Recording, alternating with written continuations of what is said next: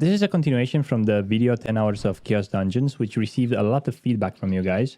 Maybe we did something wrong where we didn't specify that the 50,000 gold that we made in those 10 hours, only 30% of them were sellable to the auction house because of the things you exchange at the Chaos vendor.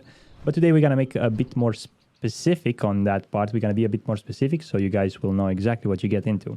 So, based on a comment made from Fanatics on the last video, we swapped from doing the 1355 Punica Chaos Dungeon to the 1100 Punica Chaos Dungeons. In that comment, he said that he gets about the same amount of materials, maybe even more, from doing the 1100 one.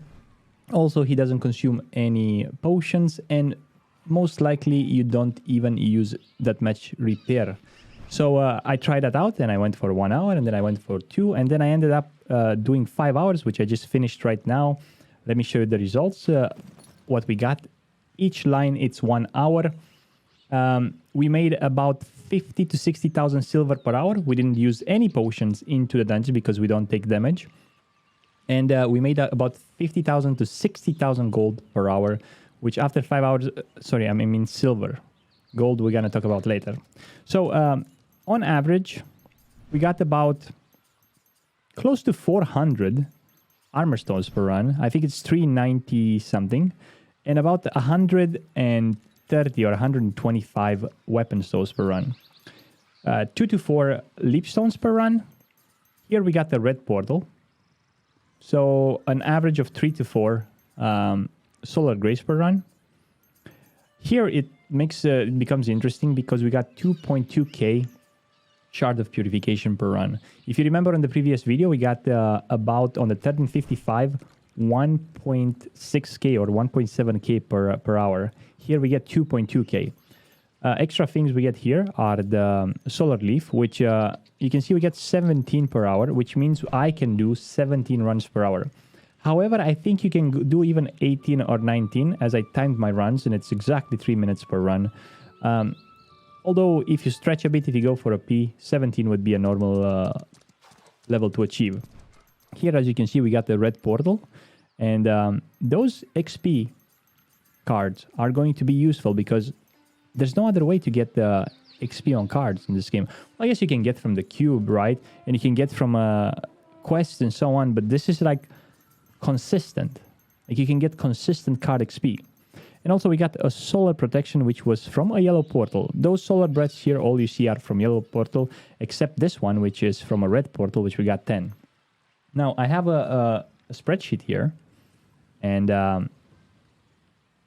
this is how it went. So 250,000 silver, although it was a bit more. It's about 2.5k to 3,000, maybe even sometimes even 3.5k per run. I paid a couple of repairs, so I made it even to about 250,000 silver in those 5 hours. Those are all the material calculated with the price after the daily reset. So right now they're a bit lower. So we made a total of 15,000 gold in 5 hours, plus an extra of 7,000 gold after we exchanged the shard of purification to the chaos vendor. That makes it a total of 22,000 gold divided by 5 hours. Hard to say. It's about 4,000 gold per hour, maybe give or take. We can use the calculator though. 22,000 divided by 5 equals about 4.4k gold per hour. Is this the most viable way to do it? No. However, from our previous video, we went from 1355 to 1361, which is almost 7 gear score, using those materials we got from the 10 hours of Chaos Dungeon, plus the ones we got from the daily and my alt. So we got a total of 7 gear score, and I hope these will help me achieve at least to 1365 after I do my today's dailies as well. At least at 1365. So it is viable. It is kind of maybe not the most efficient thing to do, but if you're curious about this works quite fine. You can even sell the ones that you get from the Shard of Purification from the Chaos Vendor on the auction house and only use the bound materials. So you still make a bit of gold so you don't go into your gold stash and break it. And other tips if you want, I would like to probably suggest using preemptive strikes. Just cut a stone, they're really cheap. I have a tier 2 stone And when attacking challenge or lower monsters with full HP, your attack is guaranteed crit with 160% damage. So whenever you hit the mob with full HP, you do a guaranteed crit plus 160% damage. This is so huge, especially if you're playing a class that's a bit gimped. I don't know any examples, but preemptive strikes, it's like one of the best ones for Chaos Dungeon. If you plan to do this for a long time, maybe you don't have to get all-out attack, but you could probably get stabilized status, which gives you, when you're full HP, 16% damage at 3 nodes. That could work as well, fine. It's not really required, probably not even preemptive strikes, but it's so cheap and so worth getting the books and maybe a stone, and it would be a game changer. You're gonna clear way more faster, especially the bosses and so on. So here we have, guys, a total of 1.9k weapon stones, 650 armor stones, 22 solar grace, 11,000 shards, and lots of card XP, plus 1 solar grace.